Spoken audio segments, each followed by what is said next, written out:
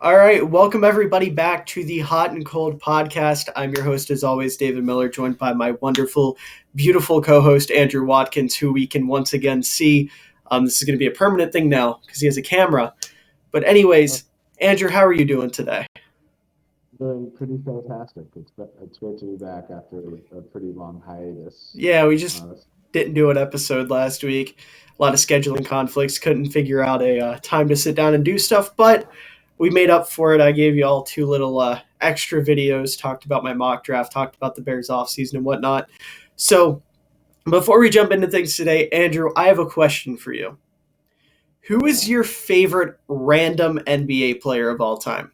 Just somebody that wasn't good or, might have been like a role player that just stands out for no reason, whether it's he played for the Celtics or you liked him in 2K or whatever it was. oh, Gerald Green. Gerald Green. Okay, why Gerald Green? He was pretty good, but like I played with him in 2K and like 2K12, Yeah. and he's one of those players that's just like amazing in hmm 2K for like no reason. Yeah, it's because he was a good dunker. Anyone who can dunk is automatically good in 2K. That's just how the game works. If you can rim run, you can succeed.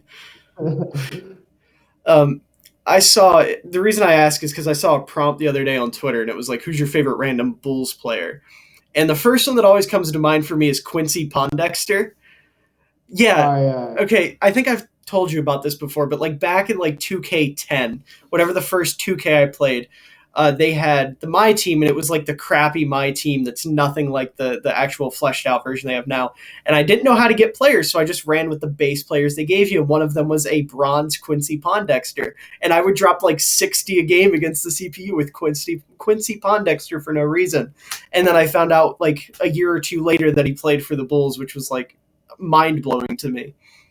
So funny that both of ours come from 2K. That just shows you how important that game is to like our generation and whatnot. like Um, the early memories of 2K. mhm. Speaking of 2K, did you hear that they got the rights to make football games now? That happened within like the past 2 years. Yeah, Really? they can't make simulation games like Madden does, but they can do like NFL Street and stuff like that, like arcade style games. And the first one's coming out this summer. Yeah, they're supposed to, NBA Playgrounds. They're supposed to make like an NFL version of that, and then they want to make like an NFL Street type of game, and then something else. They're making three different games, and then if all goes well, apparently they're gonna have a chance to get at the simulation license from Electronic Arts, which would be incredible because Madden is terrible. But so is 2K, honestly. But Yeah, but like, I don't know. I'm to the point with Madden. I play so much Madden. Like I'm always on Madden if I'm not doing something else, and it's to the point where I just want someone else to take control of the NFL branding license because Madden's supposed to be like a realistic football experience, and it's not. It's just it's not. not though. Like it's so stupid. That game is so stupid. Yeah. I've told you about this before. I play in an online league with like 30 other people that I've ran for like 2.5 years now, or 2 years, and it's just so bad. It gets so bad. The amount of times I've heard the words bailed over the last 2 years just because of the bull crap that EA throws at people, it's so bad. And the chance system is so weird and stupid. Yeah, I'm convinced they script their games. That's where I'm at. I'm fully convinced that EA scripts games because the stuff they come up with is just ridiculous. But speaking of games, speaking of football, the Super Bowl happened. We weren't here to talk about that. The Rams won, unsurprisingly, I think. I picked the Rams to win. I wanted the Bengals to win, but I picked the Rams to win. It's good to see Matt Stafford get a ring. It's good to see Aaron Donald get a ring. It's good to see Sean McVay get a ring, who confirmed recently that he's not leaving football to go do commentary. He's going to stick around and coach, which is good to see. Because I thought the idea of that was a little far fetched. Not going to lie. I Like, didn't want it to happen at all. yeah, like he was going to go make big money. He would make so much more money and his job would be so much easier because being a commentator, you just sit there and talk about football for an hour. while you talk about what's unfolding in front of you, coach, so much more work, and you get paid so much less. But he's sticking around. Aaron Donald's sticking around. Andrew Whitworth retired, unfortunately, which is sad. Eric Weddle, who played like 3/4 of that game with a torn pec, it retired, which is like insane that he stuck through that game and like called the plays for the defense. Like, that's a story. I remember I made a TikTok about it right after the Super Bowl. You have a guy who joined the team right before the playoffs, made an impact here and there throughout the playoffs, and then in the Super Bowl, got hurt in the first quarter, played through it, ran the defense, and actually played really good football for being 2 years removed from the NFL. That's insane. Like, freaking good for him, man. I love Eric Weddle. Good for You him. always love to see a story like that. Uh-huh. The same thing with Matthew Stafford. He's just that guy where Yeah. I knew that it happened several times in the game. Burrow went down with an injury, like an ankle injury. Matthew Stafford also went down with an injury for like a play, but they came back on, and it's always cool to see stuff like that. And it's such an important game.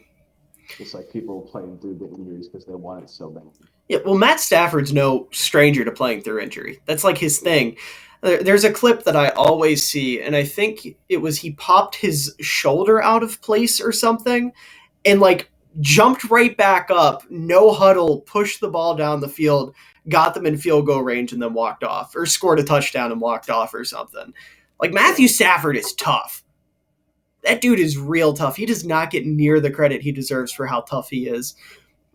Speaking of Matt Stafford, have you seen the clip of him at the parade where that woman fell and he like ran away?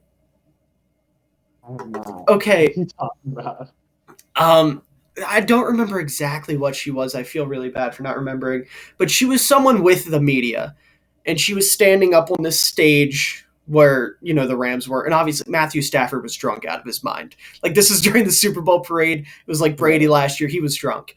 And him and his wife are standing there looking at her. Stafford's got a big grin on her face. And the girl falls.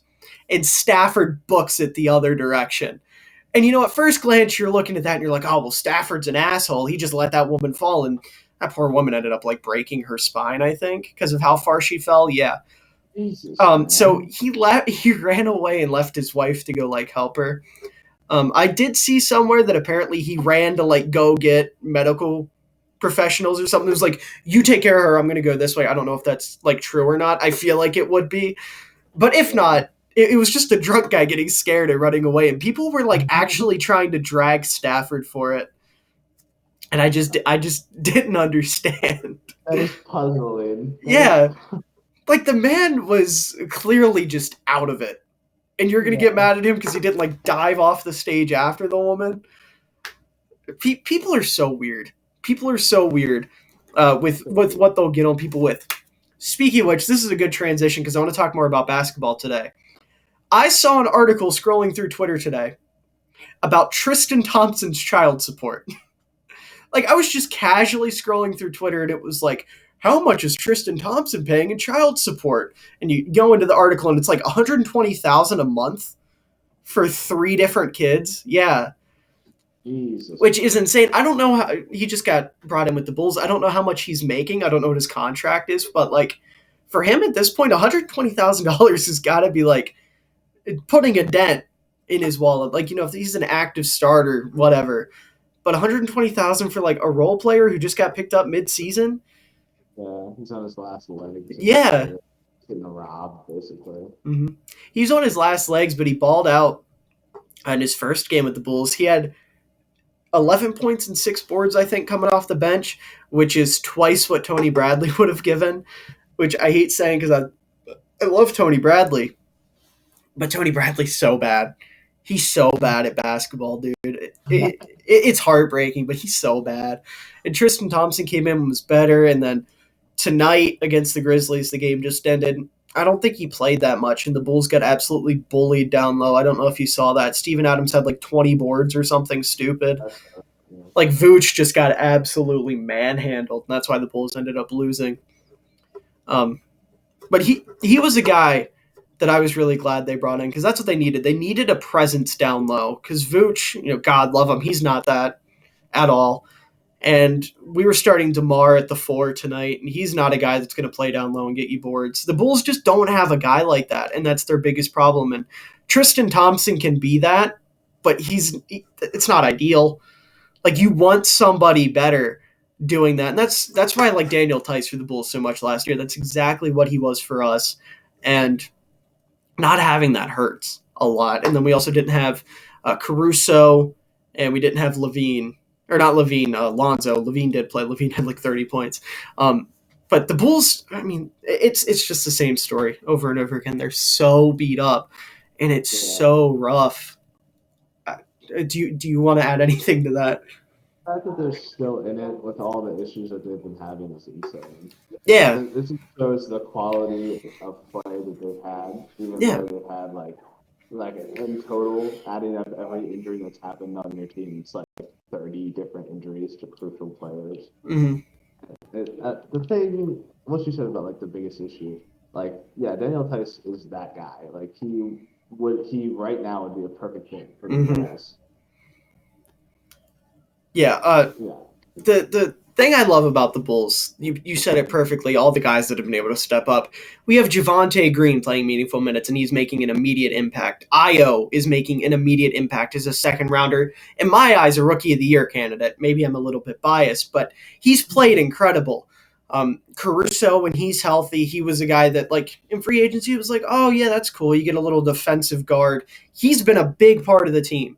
DeMar DeRozan, who everyone called the worst free agent signing, guess what? He's the goddamn MVP, and I don't care what anybody says. Dude is on pace to break Michael Jordan's streak of 30-point games. He has had 10 straight 30-point performances.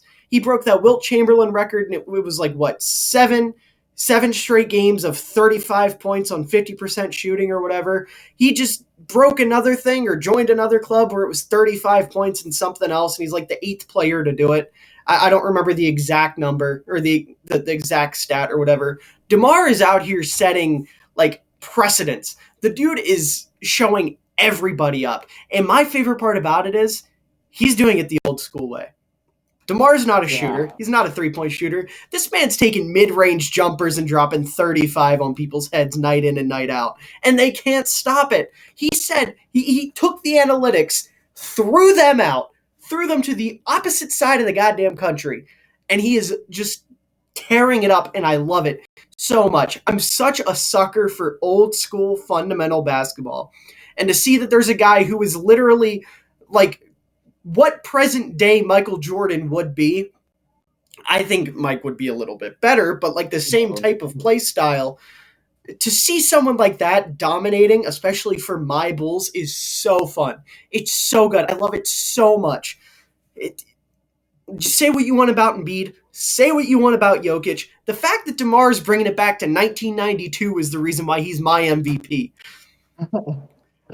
I love it so much. You can contribute basically all of the Bull success in the time that they've been a heavily injured team to DeMar, because when the team has been down in terms of injuries, turned it up completely and like put the team on his back basically, and like broken these records. I think it would be hard for anybody to find anyone that doesn't like DeMar, and I didn't have him at like top 5 MVP.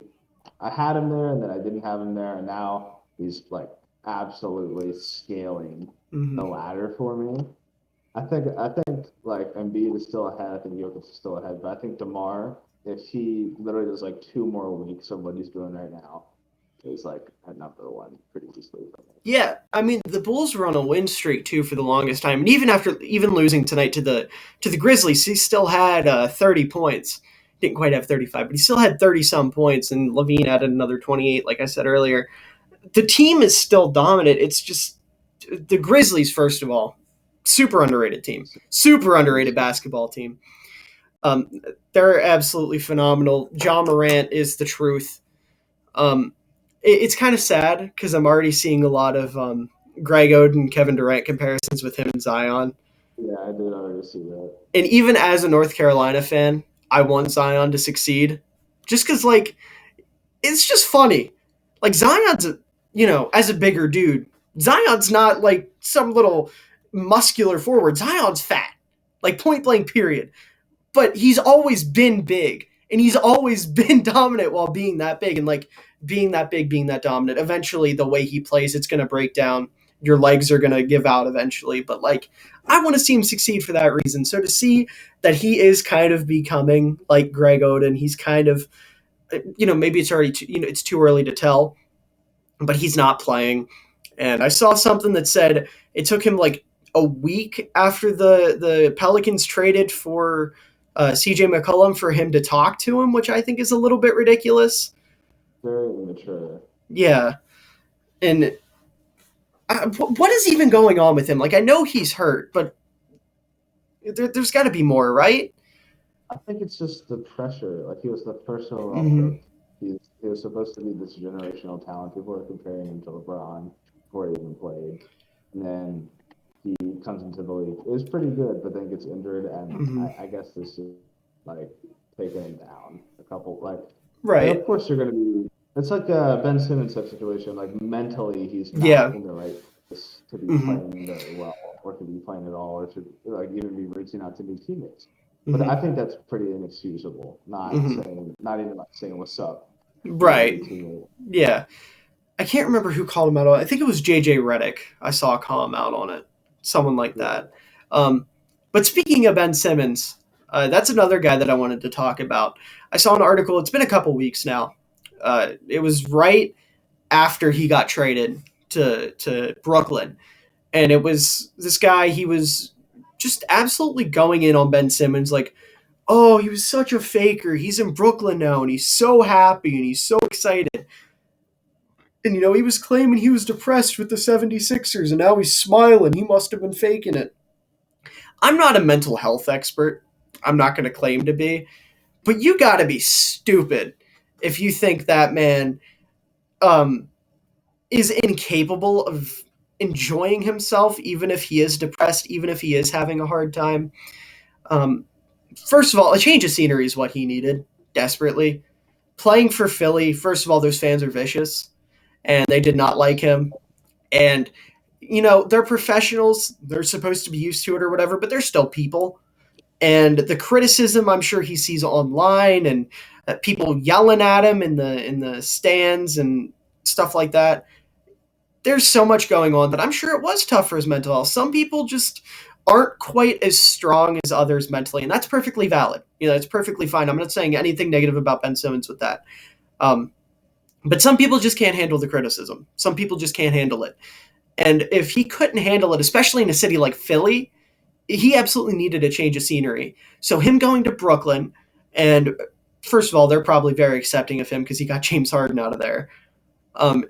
And to get mad at him for being happy that he's in a new situation is just so childish. And so it just screams, I'm a pissy fan that can't stand to see former players succeed. Like, dude, just shut up. And it was some I don't want to get political or anything, but it was some old white Republican dude writing an article. So it's like, maybe there was a little bit something else to it I'm not going to get into, but I hate that's the thing. I hate how people just completely dismiss athletes' mental health and their feelings just because they're professionals. It's very much got a dance monkey dance mentality to it, where they're just entertainment, they're not people. But they are people, and people forget that.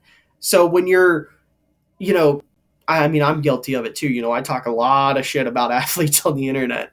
Like I went on a whole tirade talking about Kirk Cousins the last 24 hours. We'll get into that a little bit later, but you spend all this time talking all this shit on these athletes, and they see it and they hear it and they deal with it and they internalize it, and some people overcome it.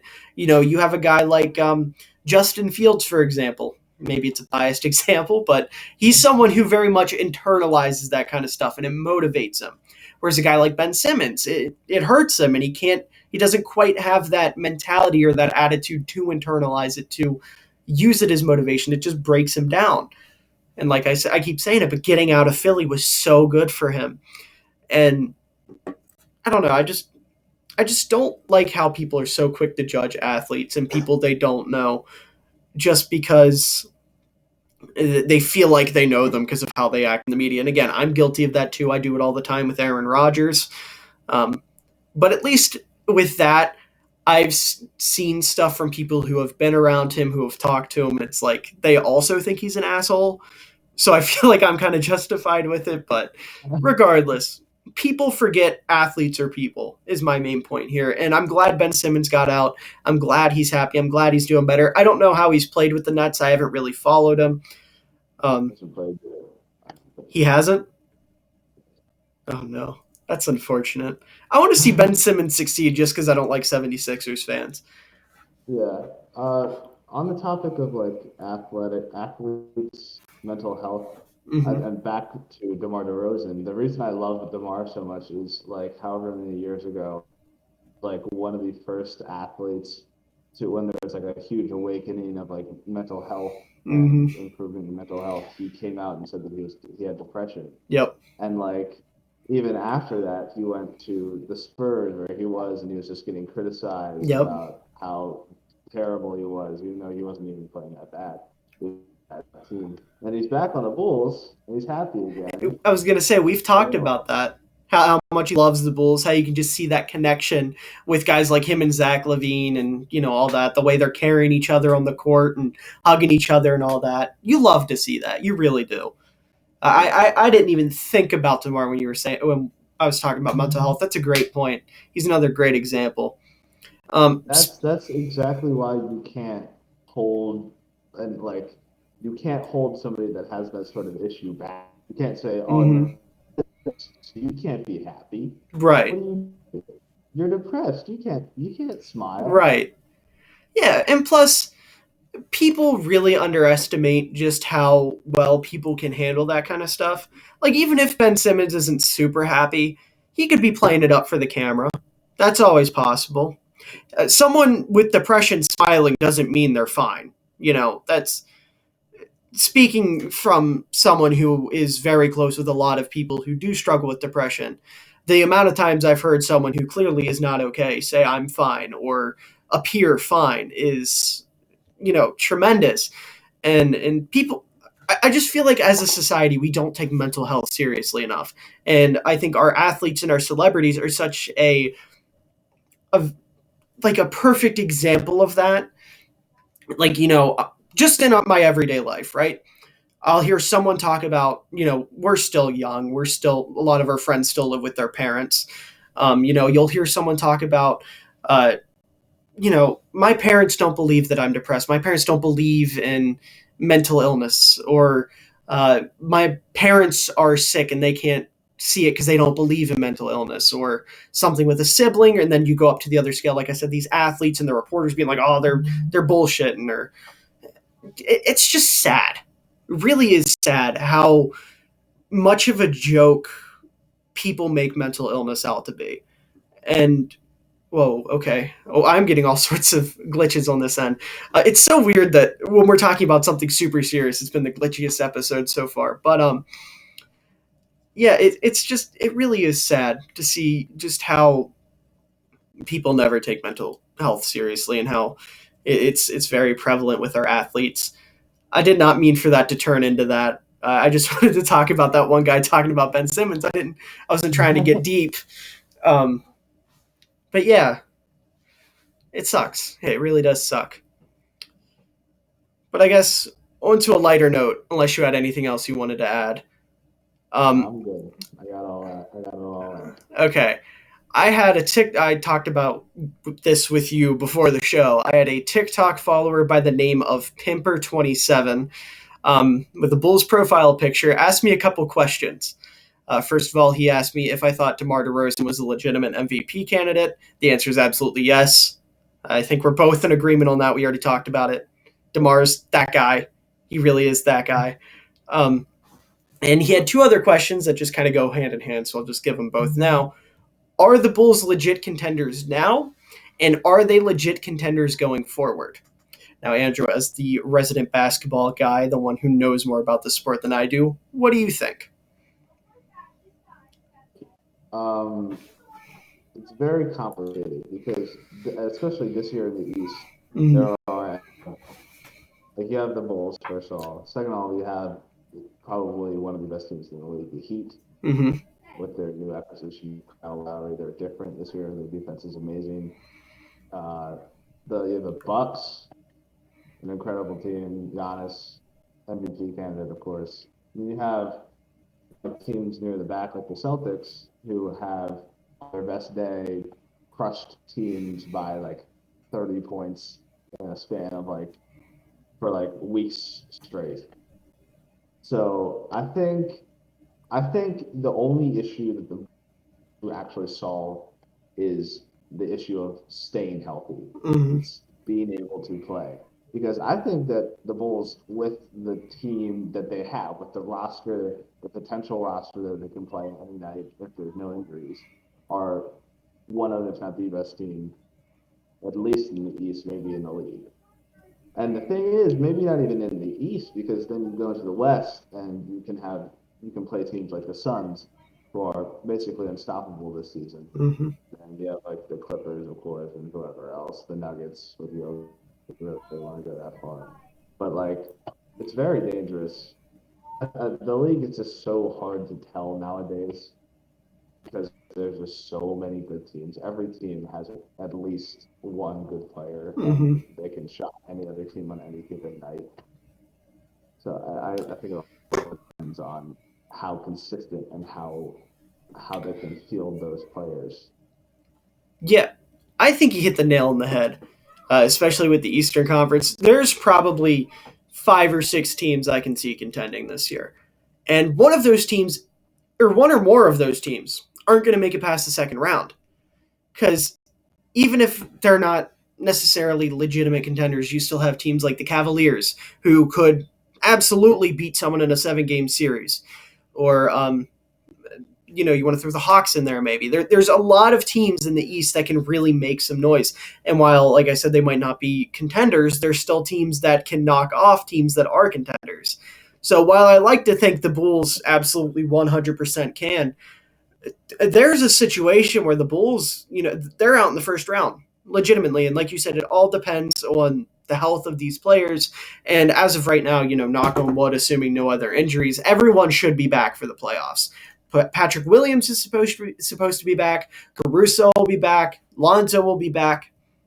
And I genuinely think, pending chemistry, I guess, because we haven't seen Patrick Williams really play with this team. If you send out a lineup of Lonzo, Levine, DeMar, Williams, and Vucevic, in a 7-game series, I don't see a lot of teams beating that. I really don't. The only concern, I guess, and it's the one I already talked about, is the rebounding. You don't have that big down low, and maybe that just means Tristan Thompson's going to get more minutes because that's pretty much all he's good for. And that's perfectly fine. That's the only role he needs to fill. As a backup center, that's all he needs. That's all we need from him. Literally all we need from him. So like I said, that's kind of like a Band-Aid on the solution. Maybe it's something they address more in the offseason for going forward, which, we'll talk about going forward in a minute. But it's just so hard to judge right now. And I absolutely love it, first of all. Like, the fact that the NBA is so close right now is beautiful. I can remember back in, I don't know, what year was it that the NBA flipped? Because you remember in the early 2010s, there was one year just free agency went nuts and everything flipped. It was the year the Bulls traded 2017. It would have been 2017 because that was the year the Bulls traded Jimmy Butler. And so I guess not the early 2010s, the late 2010s.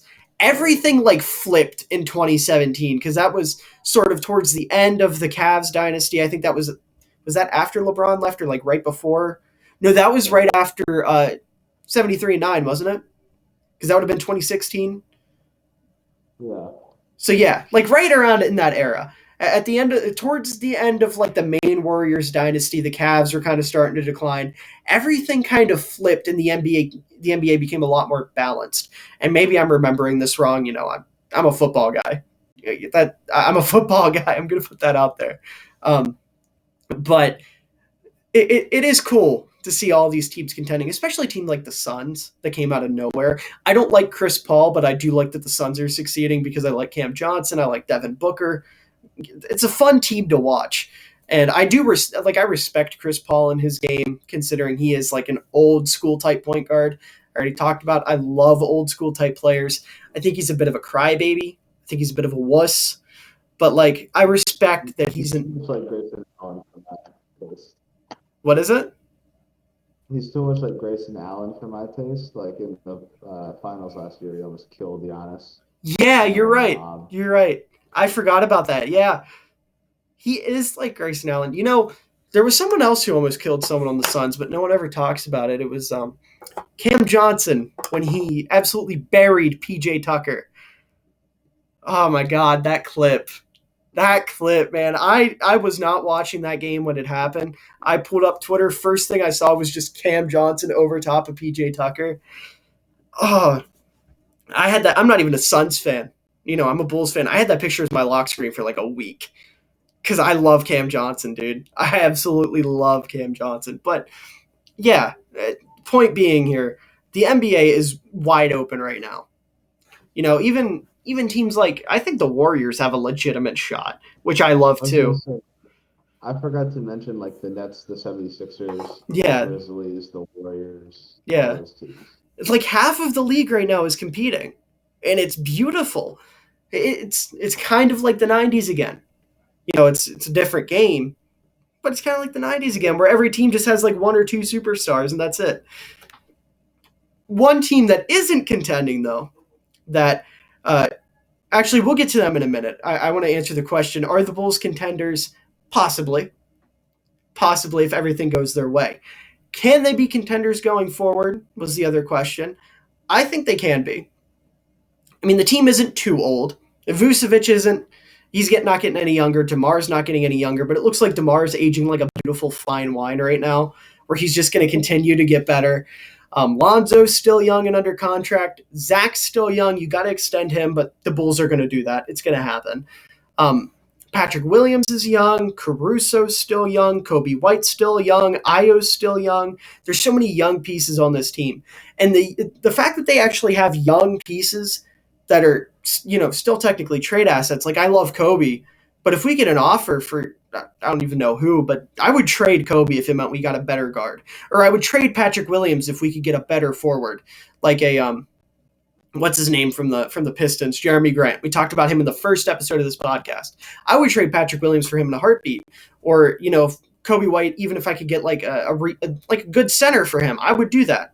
You know, this team is in a position where I think going forward they can continue to contend as long as DeMar doesn't like fall off a cliff.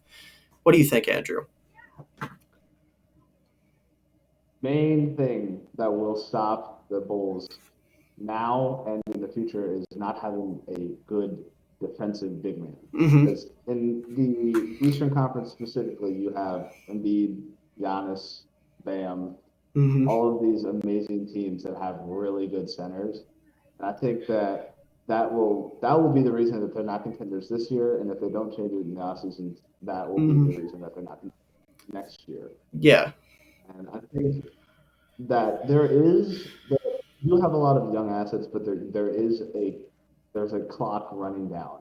Yeah. The time that you will be in the East, because DeMar is aging. DeMar is having probably the best season that he will have for the rest of his career at this point. And then you have Vooch, who already has taken a step back from his time on the Nets.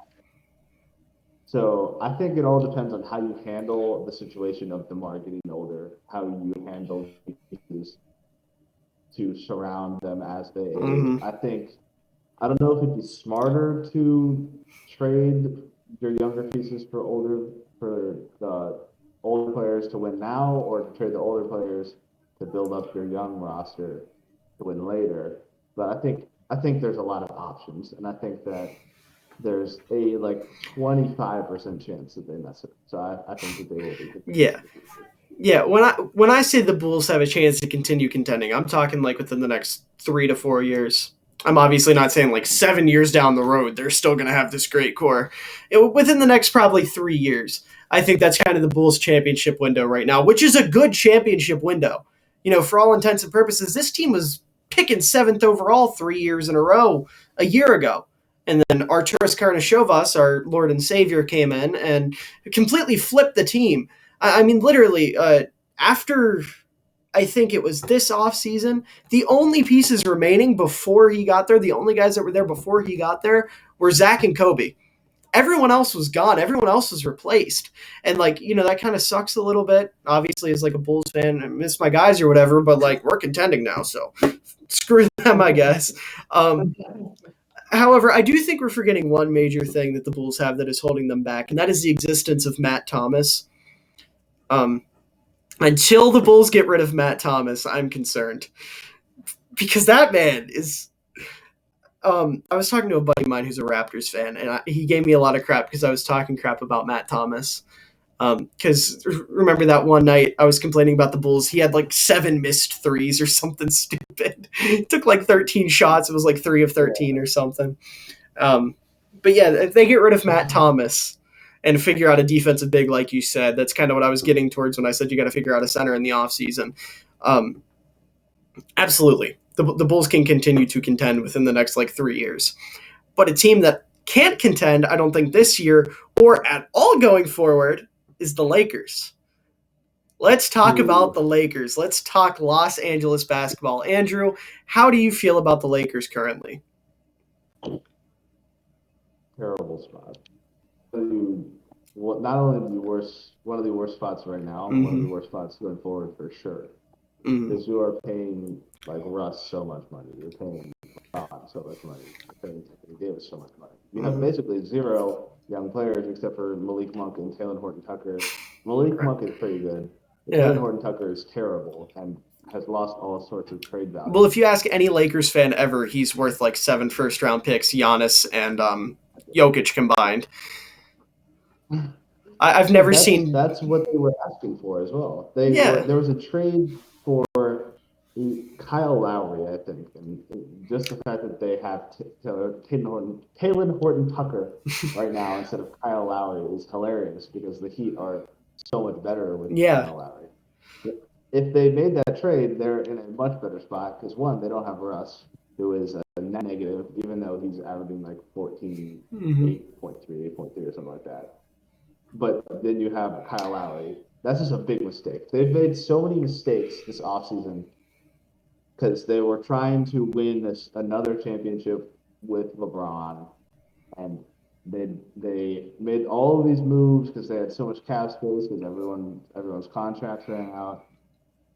It just went downhill. They made all the wrong moves. They made all the wrong acquisitions, and now they're basically screwed because LeBron is going to leave after next season, no matter what. Anthony Davis is taking a nosedive, but he's gotten a little better as the season's gone on. Then you have Russ.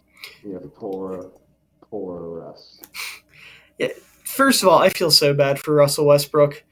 I don't know if you saw when I don't want to get too political on here, but when Russia started invading Ukraine, Russell Westbrook was trending because bombs were going off, right?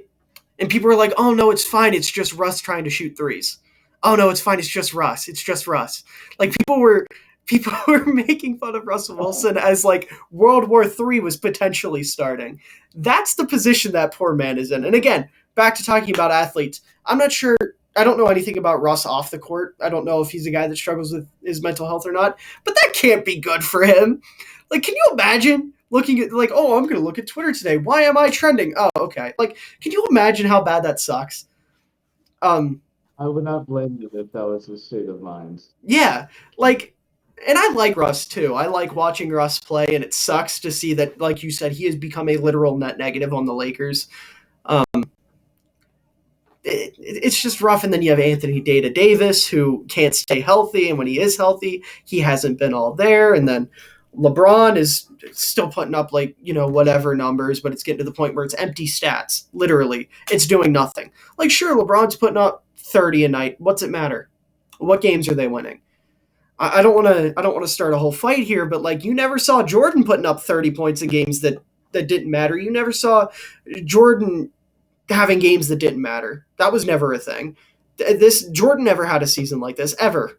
And LeBron's 35 or whatever, however the hell old he is, but it's just a mess. And like you said, LeBron's going to leave. He was flirting with the idea of going back to Cleveland at the All-Star break, and he's already pretty much said whatever team gets Bronny gets him, which is a lot of pressure. I feel bad for that kid. I feel so bad for Bronny. No, it's going to be so bad when he comes to the league because that's like literally everything on his shoulders. It's going to be Lonzo 2.0, but worse. Like, with how bad LeVar was with Lonzo, it's going to be so much worse. LeBron's going to come out here on draft night. He's pick whatever team Bronny goes to. We're not going to win one championship, not two, not three, not four, and then they're not going to make the playoffs. Like, that's the direction we're trending right now. Because Bronny's going to get drafted by, like, the Thunder or something like that. And LeBron's going to... Actually, no, that would probably be nice because then you have Giddey, LeBron, Shea, Bronny. That might actually be nice. Hold on. That would be pretty good, but... I don't know, but regardless, he's going to go to some team that's going to be bad. And it's going to be LeBron and Bronny trying to carry a really bad team, and they're not going to be able to because LeBron's going to be like 37 and probably like... I'm not trying to slander LeBron too much, but at 37 years old, he's not going to be putting up 30 a night. I don't care how physically gifted he is. He is not going to be putting up 30 a night. He's not going to be putting up MVP numbers. He'll probably still be a star player, but he's not going to be putting up MVP numbers. And if you have LeBron, who's not going to be putting up MVP numbers, Bronny, who we don't know if he'll pan out in the NBA yet, probably will, but we don't know for sure, and a team that's going to be filled with a bunch of nobodies most likely, they're not going to go anywhere. And then it's going to start year one like it did for Lonzo. He's a bust. He was hyped up too much. He's not good. And that poor kid is going to have so much pressure on his shoulders, and it's so rough. That's why it sucks to have a parent that's related to the NBA. Like Sharif O'Neal's got it so easy because Shaq's not putting any expectations on that kid. He's like, that's my boy. He's going to do good. That's all. Like he's not out here like LeVar was. He's not going to be like LeBron is going to be and already kind of is. But yeah, the Lakers, back to the Lakers, are in such a bad spot with the three of them right now. With them, like you said, the money they're paying them and a lack of young assets. I think they need to blow it up. That might be crazy, but I think they would be smart. I don't know if LeBron has a no-trade clause, but try to trade LeBron in the offseason, trade Anthony Davis, pay someone to take Russ, and start over. Acquire picks and start over. It sucks. It probably sucks to be a Lakers fan right now. I wouldn't know. I hate the Lakers and their fans, so this is good for me. But, like, they're pretty much back right where they were after Kobe retired. Or they're going to be back right where they were after Kobe retired because they'll have nothing. And I again told you about this beforehand, but it brings up this point of, is LeBron James a franchise killer? Because this is what he does. He goes onto a team, he gets them to trade for a bunch of assets, he wins a ring or two, and then the team falls apart and he leaves. And, there's two sides to it. I personally don't think it's that big of a deal because he's winning you a ring, Like, as someone who hates LeBron with a passion, there is not a single athlete on this planet I hate more than LeBron James. It's a good thing. He's winning you a ring. At the end of the day, you're getting a ring. What else do you want? It's kind of like how the Rams just did where they traded all their draft picks. They have like nothing this year in the draft, but they just won a ring. And they have the potential to run it back. So I guess that's kind of different because they left them, or the Rams are in a better situation than the Lakers are, but I think the franchise killer thing's kind of stupid. What do you think? I think it is really stupid because, like, in the same situation, not really the same situation, but Kawhi went to the Raptors for the one season and then left, and they made the win now moves and all. And like the thing is, like you said, what else are you asking for? Right. Like he gives you that's the penultimate achievement. Like it takes certain teams literal decades to work up to a championship, and you get it in one offseason by getting LeBron and then making the necessary moves around him. Like it's not even that hard. It is difficult to build a team around LeBron, but if you blow it up and just reset after you get LeBron, and you make the moves to fit around this legendary player, no matter which way you spin it, you're guaranteed to be at least a contender. Yeah. And it's just that simple. Like it's way easier to build a team around LeBron than to develop your own stars and to sign certain players and to do all the necessary moves to build up your franchise. I would much rather just get LeBron, get the pieces around him, right, than just having to do all that by myself. Like you get the most established star in the history of the NBA that is moving around on teams. Right. It's just that simple. Yeah, and I mean, in the it's worked in the past for multiple years, like the Heat, multiple years, Cavs, multiple years. The only reason it isn't working out as well for the Lakers is, like you said earlier, they've just made all of the wrong moves. And LeBron obviously has a say in it, whatever, the GM and whatnot, but he can only do so much. He can only tell them so much. At the end of the day, it's up to the front office to make that decision. And if they're doing stupid stuff like keeping Talon Horton-Tucker over Kyle Lowry and then going out and getting Russell Westbrook, who was a net negative, then that's on them. That's the organization. That's not LeBron's fault. And this is really hurting my soul right now to defend this man the way I am. But people are being too hard on LeBron right now. It's absolutely ridiculous. To say he's a franchise killer is asinine. He's won 3 different teams, two different teams, multiple championships. And, right? Did he win multiple with the Cavs? No, he won one with the Heat. One with the Heat. Two with the Heat, one with the Cavs. He won 2 with the Heat? Who were the 2 he won with the Heat? What 2 did he win with the Heat? Because I always just think to the Spurs. What? 12 and 13, I think. They lost in 11, won in 12 and 13, and then he lost. Yeah, 11 was the year he got out. Yeah, I think 11 was the year he got outplayed by Jason Terry. And then 12 was the Spurs, right? Yes, 12 was. And then he lost to the Spurs one year. I know one year the Spurs beat him because he sat out during Game 7 with leg cramps. And Kawhi ended up winning Finals MVP. And then, oh my God, how do I not know this? I feel like such a casual. Oh my God. Like I said, I'm a football guy. You ask me who won the Super Bowl in whatever year, I can tell you, but the finals, it gets a little shaky. They all kind of run together for me. The Heat won in 12 and 13. Okay, so 11 and 14 were the years he lost with the Heat, right? Yes. Okay. Yeah, so anyways, my point is he's won a championship with 3 different teams. He's brought them championships. And I feel like this is an overarching kind of issue I'm seeing a lot more with fans of not only basketball, but football too, where everyone is just build for the future, build for the future, build for the future. And they forget that the now exists.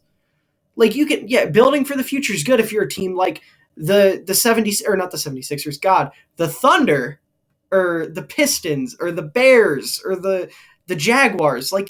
Those are teams that need to build for the future because they don't have the right now. But imagine if the Bengals would have sat back and built for the future. They wouldn't have had a Super Bowl appearance this year. They wouldn't have rode the coattails of Joe Shiesty to the Super Bowl. That wouldn't have happened. Or if the Rams had sat back, they'd still be working with Jared Goff and probably get knocked out in the second round of the playoffs. Or if the Bulls had sat and waited for the future, they wouldn't be trying to contend right now. The Sixers, they wouldn't be trying to contend right now. The right now is what matters. The past, cool. Reminisce on it. The future, cool. Look forward to it. But the right now is the most important thing in sports. And people forget that. And granted, it's because a lot of people, including myself, are fans of bad teams, so they can't really enjoy the right now. But if you're a fan of a team like the Bulls or the Sixers or the Nets or the Warriors or the Grizzlies or someone like that, enjoy the right now. Contend right now. I see people saying the Warriors need to blow it up because Curry's not getting any younger and Klay Thompson's not getting any younger. So win right now. Win with them right now. You have the young pieces in Golden State. They're going to help you win. These are guys that you still have to develop. The young guys in Golden State are going to help you win. Enjoy it. The right now is what matters. It's ridiculous. And it doesn't really apply to the Lakers because the Lakers don't have a right now or a future. They just got to look back to last year and cry themselves to sleep. uh, but yeah, people are being too hard on LeBron. Is my main point here. I think about that point. It's like people are getting distracted. Sports are in an amazing spot. Basically, every sport is in an Mm-hmm. amazing spot. The NFL has some of the best young talent Mm-hmm. ever in its history. The NBA has some of its best young talent ever. And people are saying, like, they're thinking that every single time that somebody's going to blow it up into a superstar or something like that. And the grass isn't always greener on the other side of the Mm-hmm. fence. Like sometimes, like if the Warriors were to blow it up, they're not going to get a player like Curry. They're not going to get a player like Clay Thompson. They're not going Mm-hmm. to. They're not going to be a better team if they were to blow it up. Mm-hmm. They would just be a different team. And I get that's what fans want to see. I suppose they just don't want to see the same thing over and over again, like throwing something at a wall and seeing what sticks. But a lot of the time, it sticks. A lot of the time, you're not going to get better when you make those big moves. A lot of the time you'll either go straight across or down. Mm-hmm. And sometimes people just don't see that. Sometimes people just are so caught up in the what ifs and all that stuff when they could just be appreciating the teams that they have at that point in time. Yeah, again, I think you hit the nail on the head. We are in a transition period in sports. Tom Brady just retired. Drew Brees retired a year ago. Ben Roethlisberger just retired. Philip Rivers just retired. Aaron Rodgers is considering retirement, obviously going to football. But we have Patrick Mahomes. We have Josh Allen. We have Joe Burrow. We have Trevor Lawrence. We have Justin Fields. We have all these exciting young players. And then in the NBA, LeBron's not getting any younger. Curry's not getting any younger. Chris Paul's not getting any younger. But we have John Morant. We have Devin Booker. We have Giannis. We are in a wonderful transition from the end of a generation to the beginning of a new one. Because the guys that are getting big right now grew up watching the guys that are at the tail end right now. A guy like Trae Young, he's obviously influenced by Steph Curry. Like that is obvious. Oh my God, Andrew just went gray. Anyways, Trae Young, obviously his game is heavily influenced by what Steph Curry did to basketball. You have these young quarterbacks. They grew up watching Tom Brady.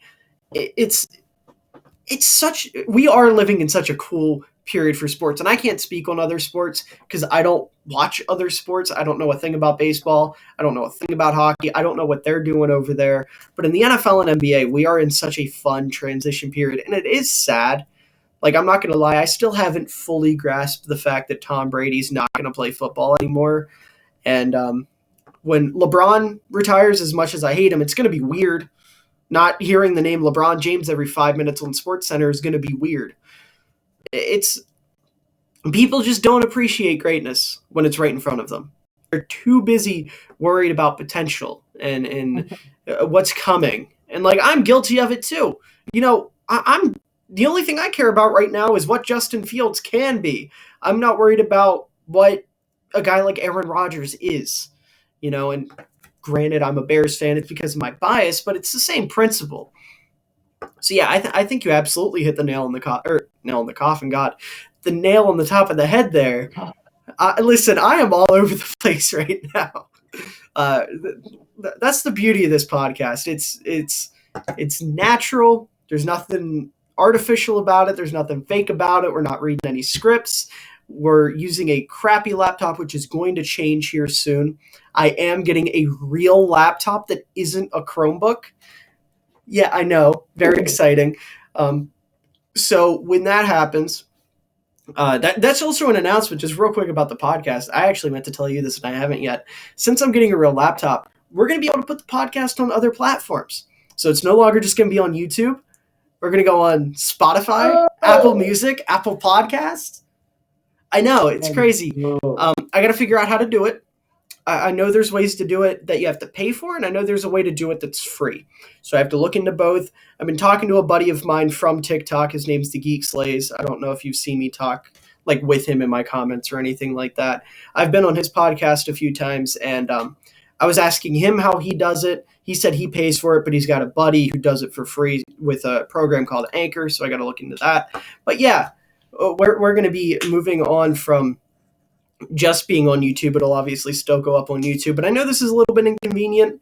Maybe you don't want to sit and look at mine and Andrew's beautiful faces for some odd reason. I don't know why you wouldn't want to, but Right. Seriously. But you'll get to hear our beautiful voices at least on Spotify and Apple Podcasts. So that's fun.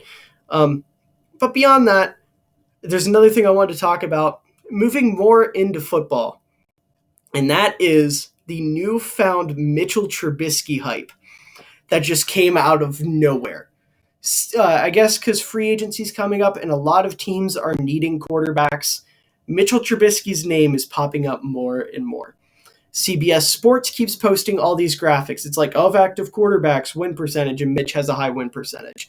He's the only quarterback in however long or thrown however many attempts, whatever, to not throw a pick six. He's never thrown a pick six. And people are hyping these up and like, this is our franchise quarterback. Mitchell Trubisky was never the problem. It was always Matt Nagy.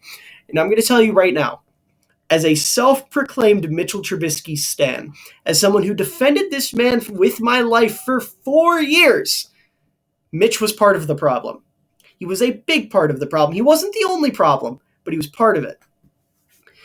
As much as I love the guy, he was my favorite player for 4 years. He has a lot of problems. His pocket awareness is bad. He can't sense pressure whatsoever. His accuracy is rough. He thinks he is capable of doing more than he is actually capable of, and he just plays scared. And some of that can be attributed to coaching.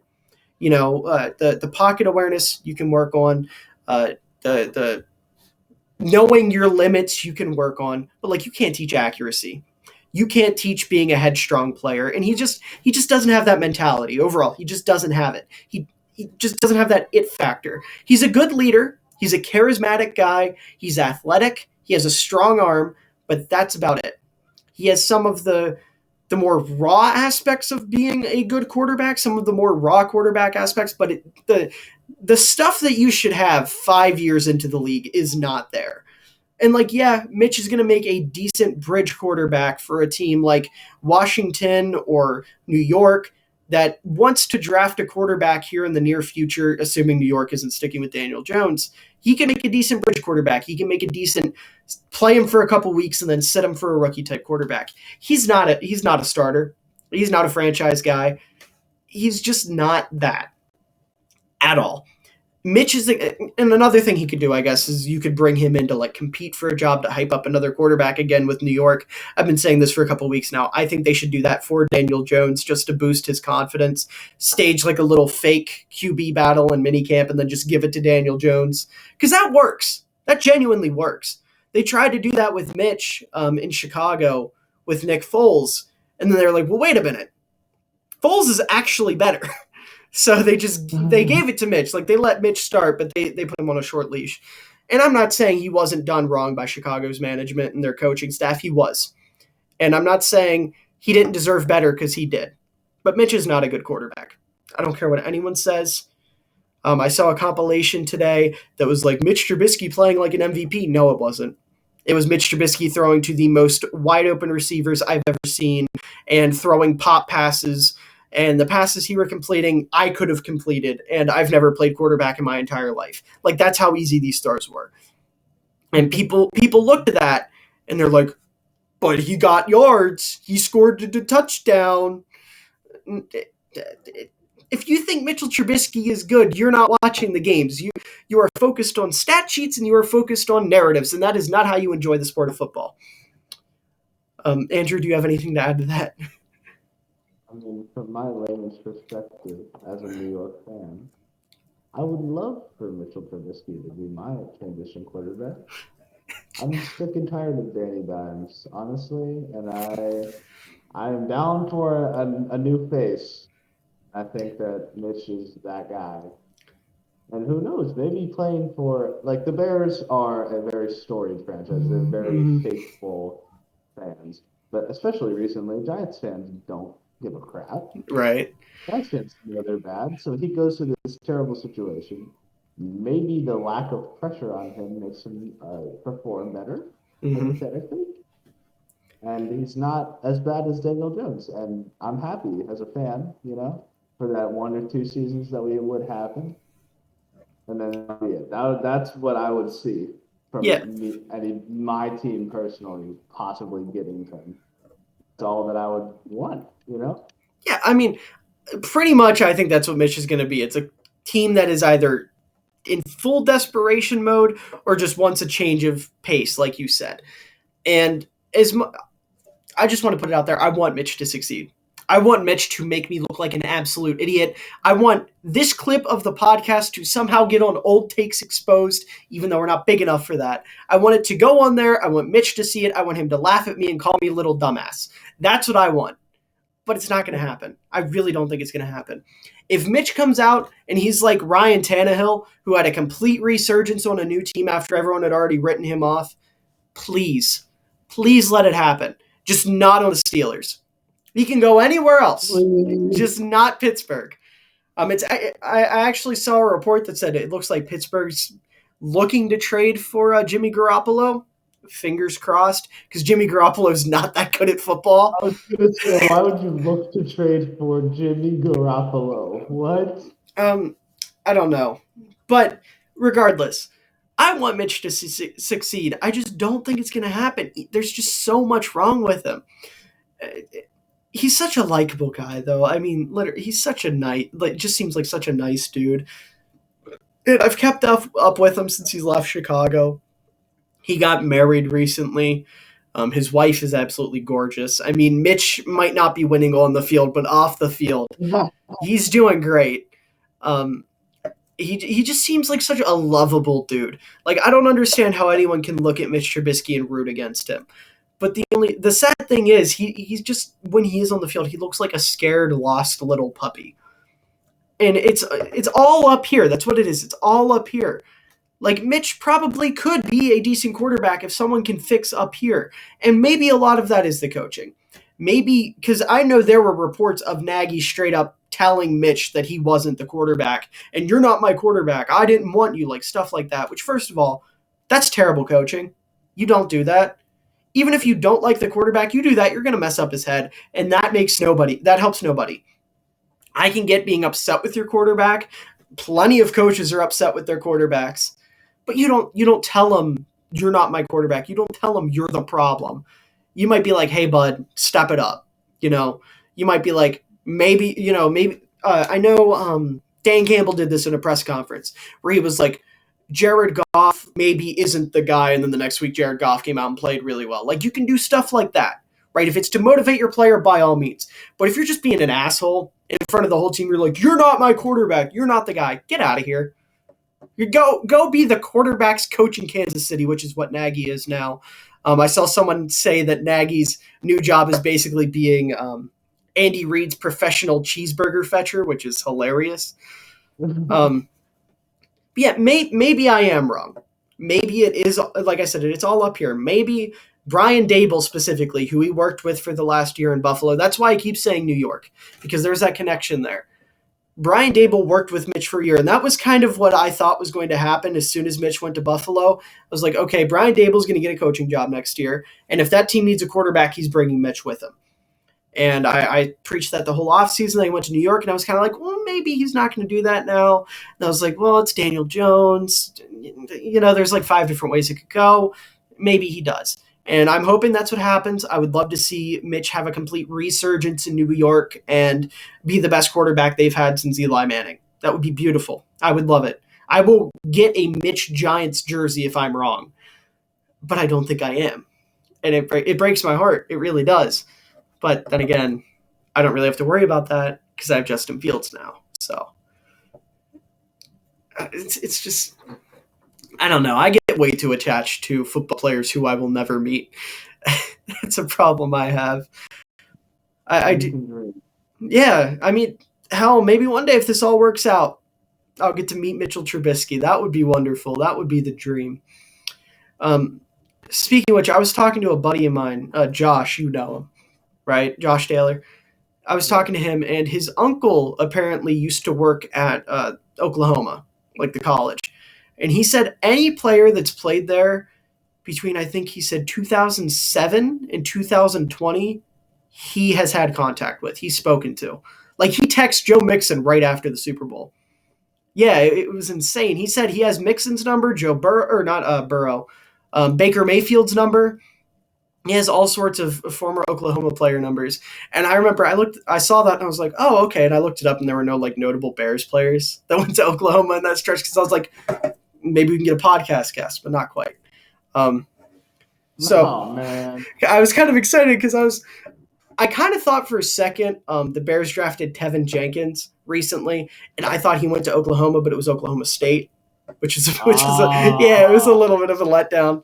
Because wouldn't that be cool? Like the 8th episode of our podcast, we just have the Bears starting left tackle on.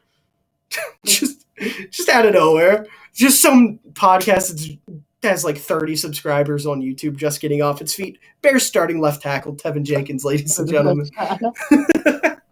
But yeah, that would be so cool. Honestly, like if this is what I want to do. I want to talk sports. This is my goal. If that ends up working out and I get to meet NFL players, that would be so dope. Like, I look at guys like Kenny Beecham, who is my hero, basically, with this, because he's started the same route, started online, and now he's, like, actually with House of Highlights and gets to talk to actual players and stuff. That would be so dope. One day I just sit down with Justin Fields. Oh, my God. I don't think I'd be – listen, I don't fanboy. I don't get excited over people. I don't think I could speak to Justin Fields. I really don't think I could. I think I would freeze up. I definitely would. Literally anybody, any professional athlete I would see, I'd be like, oh. Yeah, like I've met one professional athlete in my 19 now. I almost said 18. I turned 19 the other day. That's crazy. In my 19 years of existence, I've met one professional athlete, and it was when I was like 6. And I talked shit directly to his face. Because have I told you that story before? No, you're not. I've never told you the Jack Lambert story? I think it will be a great story to tell all of us. Oh, okay. So 6 was an understatement. I was a little bit older than that. I was probably about 8 or 9. And Jack Lambert came to our local mall to do like a signing thing. And it was one of those things where you had to like have a slip to get in. You had to pay ahead of time. And me and my mom happened to be up at the mall that day. And my uncle is the biggest Steelers fan I know. And he happened to be there and was in line. He was like, hey, do you want to come up and meet Jack Lambert with me? And that was when I was first starting to get into football. And I knew who Jack Lambert was because all the Steelers fans around, everyone made sure I knew who Jack Lambert was. So I go up and I'm sitting on the stage and I'm wearing my Brian Urlacher jersey. This is when Brian Urlacher was still in the league. So it would have been about 2011, 2012-ish. I walk up. He's signing a jersey for my uncle and he looks over and he goes, whose jersey you got on? I said, Urlacher. And he looks me up and down and he goes, I could probably kick his ass, right? And I was like, haha, like a little kid, like didn't know what to say. And he starts laughing. He goes, nah, I'm just kidding. He could probably get me nowadays. Straight face, I shit you not. I said, yeah, probably. And like, that's just a little kid being a little kid. But in hindsight, that's so funny. Because like, that's Jack Lambert. That is Pittsburgh Steelers Hall of Fame linebacker, Jack Lambert. And I was just like, yeah, probably. Yeah, I tell that story all the time. It's a goofy little story. And it's one of those things where, like, I don't think I've ever told it to someone and they've been like, oh, that's bullshit. Because it's like, it's such a random, cute little story that I don't think anyone's going to doubt me for it. But, yeah, it's a thing that happened. That's the only time I've ever met an NFL player was when I spoke to Jack Lambert that one time. But yeah, I'm just going on tangents at this point. Is there anything else you want to say? Anything you want to add? Anything at all? Literally anything that is in your brain. Kiev is really cool. What? Have you heard about the Ghost of Kiev? Yes! The Ghost of Kiev is such a badass. Dude. That is literally the coolest nickname I've ever heard in my entire life. Yes! I'm not even joking. Yes! Oh my god. Listen, first of all, Ghost of Kiev game 1. I need a video game where you play as the Ghost of Kiev. That actually might be a little insensitive to say because I'm already saying people should profit off of what's going on. I just think the Ghost of Kiev is cool and I want to be him. Everything. Listen. I'm gonna roll up my sleeves here. We're getting serious. I don't want to get into too much with what's going on with Russia and the Ukraine because it's sad. Like it is truly tragic. Like thoughts and prayers go out to Ukraine. It is really messed up what's going on over there. But the stories that are coming out of the Ukraine, dude, that country's so cool. The president is out there defending, like on the front lines with a gun, defending the country. I saw a picture, and it was a mayor of one of the cities. It might have been the mayor of Kiev, who's an older gentleman, sitting up on a wall with a mounted machine gun, a mounted LMG, ready to spray if someone came in. They're like doing real damage. And then there was this dude who like blew up a bridge with him on it. Rest in peace. He blew up a bridge with him on it so tanks couldn't advance into Kiev. It's so cool. The city, everyone, the jokes and whatnot were always about all people of Russia fight bears. Well, the people of Ukraine have their president on the front lines. Like, you don't get any cooler than that. And like you said, the ghost of Kiev, who's rocking like an old fighter jet taking down modern, best of the best Russian jets, is sick. Oh my god, everything going on over there. It's tragic, but there's some cool shit. Yeah, have you seen what the old lady said to the Russian soldier? Oh my god. The Russian soldier, this old lady, like 90 years old, walked up to a Russian soldier and said, You should have sunflower seeds in your pockets, so when you die, flowers will grow on Ukrainian land. What? What? That's cold. Dude, that is awesome. Shout out, dude, that woman, that's someone's grandma. Yeah. That's someone's grandma, dude. That's awesome. That is awesome. Ukraine is so, I'm pulling for them so hard. They are so resilient. As a people, they're so resilient. Yeah. Even the old people are going to fight. Stuff like that. Like an 81-year-old man went to fight. Went into an army camp. They're training their civilians with like military tactics and everything. It's crazy. And I don't want to get, like I said, I don't want to get too much into it. I don't want to get too political because that's not what we're here for. But like the dialogue that's coming out of it too about just how bad Putin is and everything that's going on, and what the world allows to happen and things like that. It's crazy. It's absolutely wild. I have a buddy, Moss Summerfield, right? You know that name at least? Yeah, he was in a play with us. Listen, I always forget he was in that play. So yeah, his cousin has always been obsessed with the Ukraine, always been obsessed with Ukrainian history. And I haven't gotten to talk to him about it yet, but I'm sure he's going wild about it. Anytime I hear about the Ukraine, I just think of my boy Sam, just because of how obsessed he's always been with it. But yeah, also, I want to make it known, nobody's getting drafted. The draft is not happening. Biden is not taking you with the first overall pick. Even if the draft was happening, you would not be the first overall pick. You listening, you would not be the first overall pick. You're not that guy. I'm not that guy. Andrew's not that guy. That guy is unfortunately Daniel Reed. He would be the first overall pick. So unfortunate. The peak human being. The best possible soldier. Mm-hmm. I don't think you or I would be able to get drafted anyways, because you're still a minor. So you'd be safe. And I don't think, like, I have asthma and stuff, and I don't think I can get drafted for that. I think that prevents me. I'm not 100% sure. So yeah, like, even if the draft did happen, we're still chilling. If the draft happens, me and you should cover it. You can cover the draft. Put out a mock draft. Okay. I love how that's how the majority of our generation copes. Is just horrible, potentially earth-shattering thing is going down. Let's just joke about it.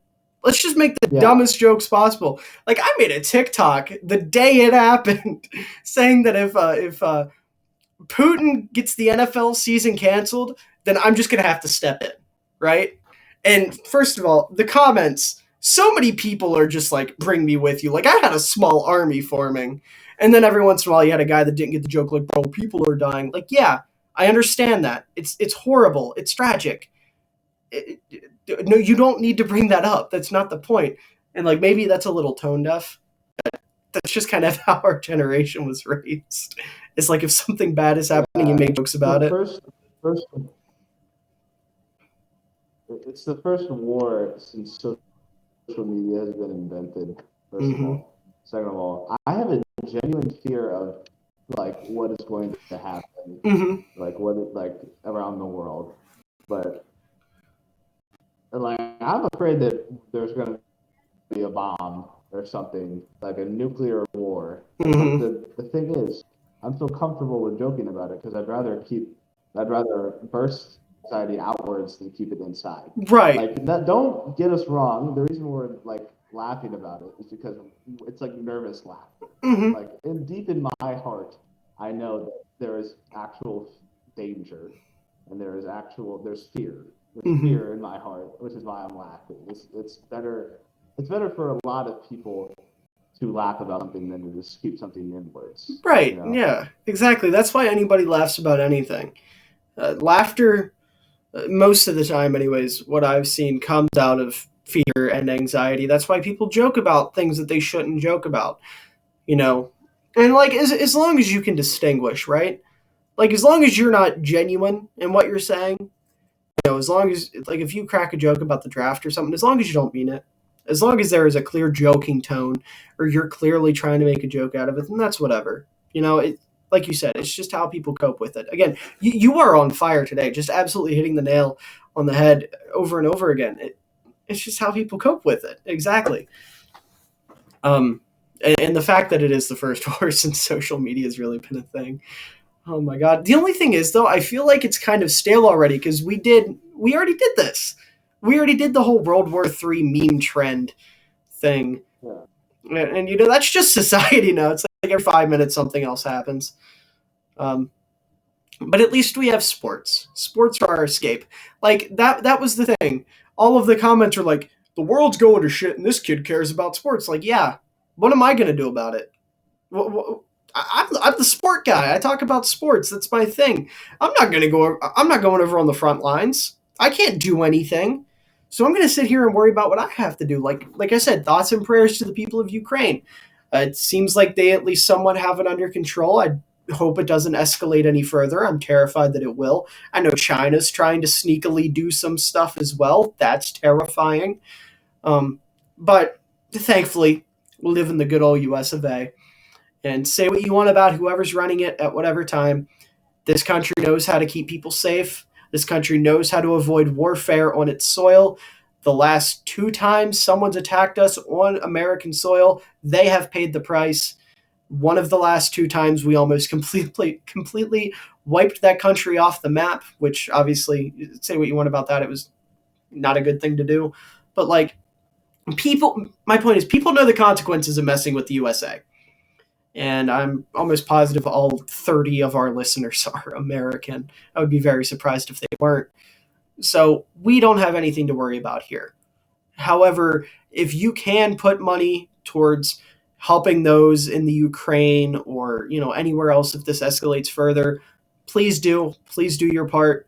Please help people out. It's very important that you do. It's very scary for a lot of people. This is real life. This isn't Call of Duty Modern Warfare 4.